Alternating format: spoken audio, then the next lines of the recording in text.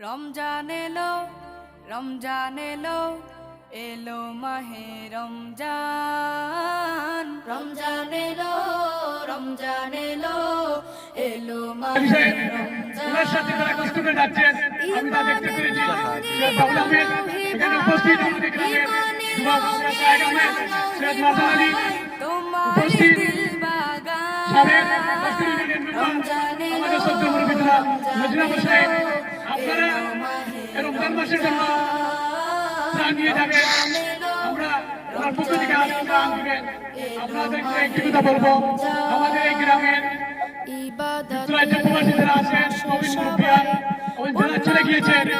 মরহুম জনাব সৈয়দ আনোয়ারি সাহেব নেত্রী ওনার ছোট ভাই জনাব সৈয়দ ফেরাজ সাহেব আসেন